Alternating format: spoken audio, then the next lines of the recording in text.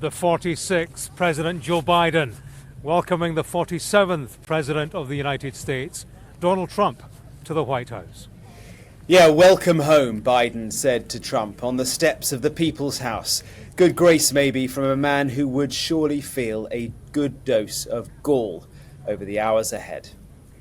Because Trump certainly did his best to stamp his mark on the presidency quickly, making immediate and truly dramatic announcements on everything really, from climate policy to gender politics to immigration. And as we're recording, freeing hundreds of people imprisoned for rioting in his name on January the 6th, 2020. You might hear the sound of music, a crowd, expectation behind me. I'm at the prison where some of these prisoners are about to be released. So much to talk about, so let's get into it. This is day 2 of Trump 100 with me, James Matthews.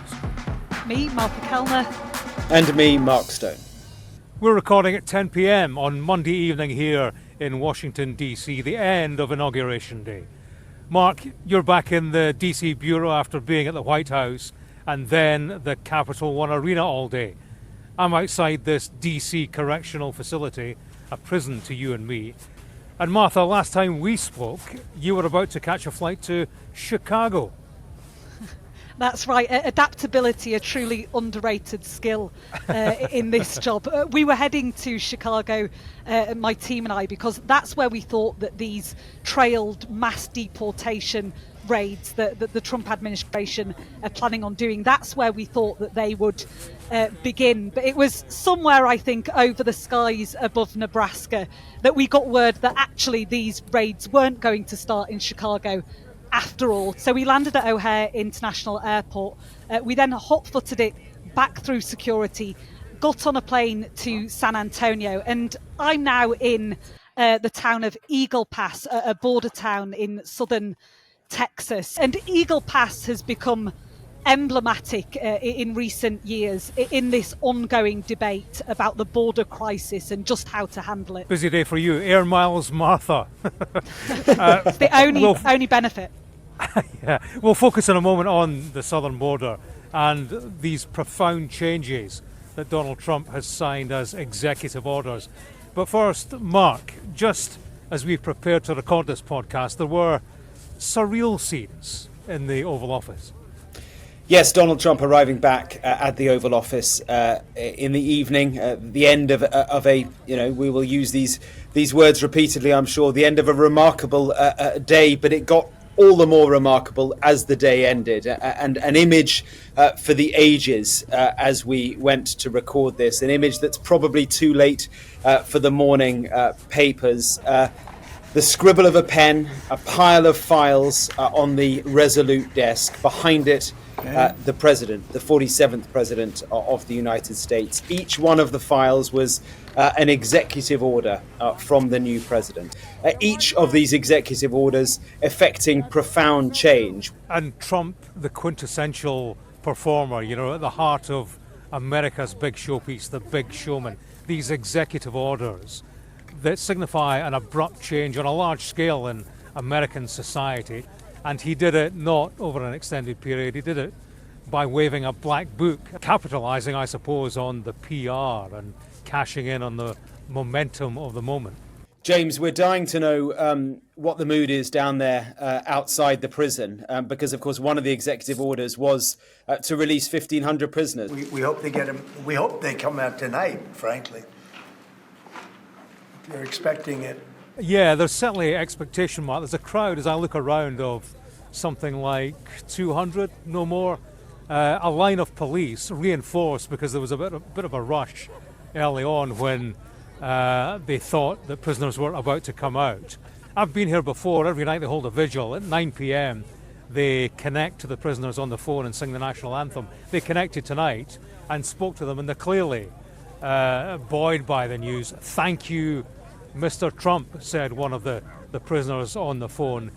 As I speak, we are expecting them to be released at some point, as are the crowd. So it's a state of high emotion. But I'm bound to say it's not everybody it's not everyone who's happy that they are coming out. Nancy Pelosi, the former Speaker of the House of Representatives who hid and ran from rioters in the Capitol building.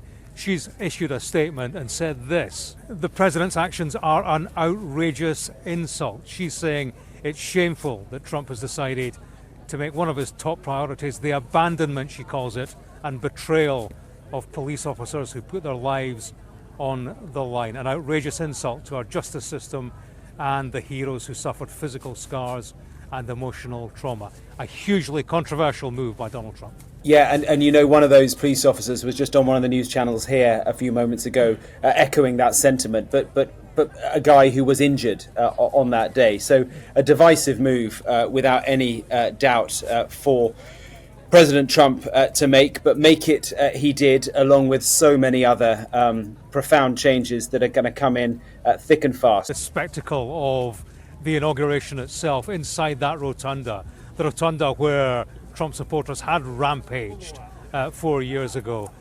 You know, Mark, you said the speech was going to be a bit more mellow, measured than the one in 2017.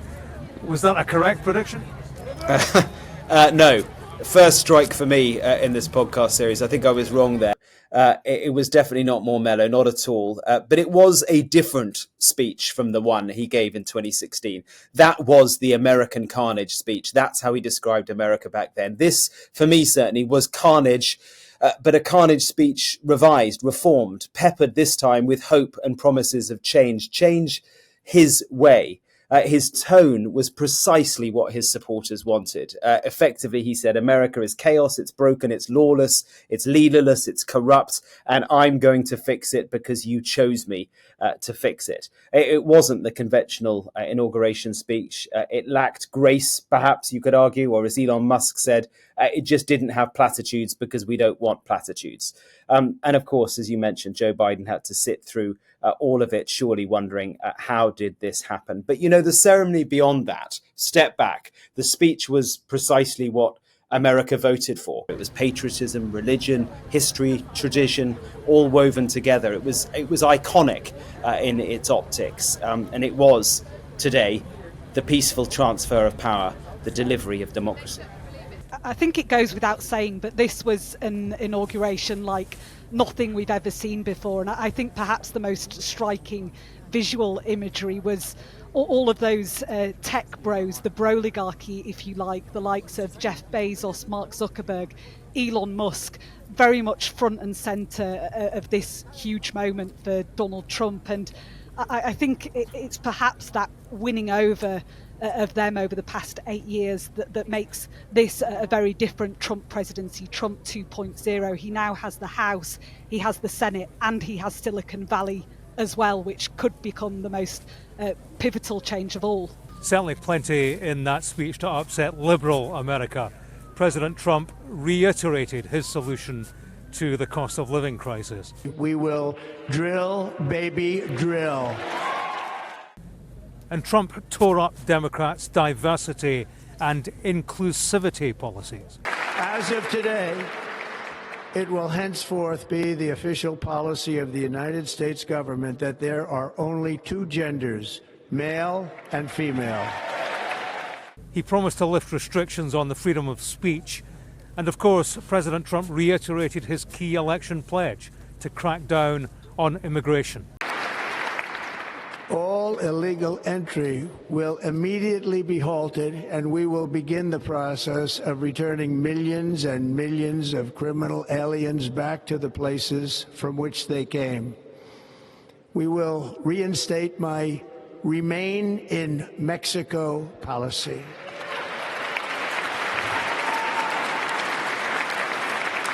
I will end the practice of catch and release.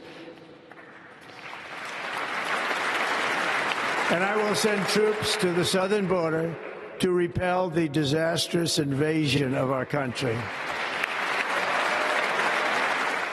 Trump has signed some of those promises into existence through these executive orders already, and he's expecting to sign hundreds more in the following days. Martha, how are the people where you are reacting to that pledge about the border specifically? It depends who you ask, James. Here in Eagle Pass, it's definitely getting a mixed response. Just glad that he's back in office. Hopefully he takes care of everything at the border. People who are from here, they'll understand why we want Trump as president, to close it down. So, I mean, if you're not from here, you're not going to understand. Just drastic and tragic. Does it feel scary at the moment? You know, the rhetoric around immigration and, you know, this idea that there'll be a shock and awe policy. Is it scary? It's not scary, it's just sad. Because all immigrants here they're hardworking people, and they're here to survive, you know? And so to me it's not scary, it's just sad. Even before those executive orders on immigration were signed, we were already seeing parts of Donald Trump's immigration policy coming into effect on both sides of the border. One notable change was the fact that the CBP One Border app, this is an application on your mobile phone which people seeking legal migration to the United States were using to streamline the process. It was introduced by the Biden administration. People had appointments with border control agents that they'd had on the books for months, and all of a sudden, not only did those appointments disappear, the whole app disappeared. It went completely offline, and that is utterly devastating. If you can only imagine some people on the Mexican side of the border, in Piedra Negra, which is, half a mile from where I am, they were distraught, in tears. They had this dream of coming to America. They felt like it was tantalizingly close. And all of a sudden, with the disappearance of this mobile phone application, their dream was taken from right underneath them. And what are you expecting in the next few days? I don't know, but I'm sure what we will see will be striking language from Donald Trump on immigration, and I expect it to be followed by striking policy too. I think we'll see raids, these mass deportation raids that have been promised. I think we'll see those springing up in cities across America, and that's striking fear into many in the immigrant communities here. We told you events would move quickly once Donald Trump got in to the Oval Office. Don't miss any of it. Follow Trump 100 wherever you're listening. And if you have a question about Donald Trump, US politics, or life in the United States generally, you can now email us on trump100@sky.uk. We'd love to hear from you. We've got our own email, have we? This is news to me. Possibilities are endless. And that's Trump 100 with the figures, by the way, 100. But that's it for now. Let's see what day 3 of Trump 100 will bring. We'll see you then. Bye-bye. See you then.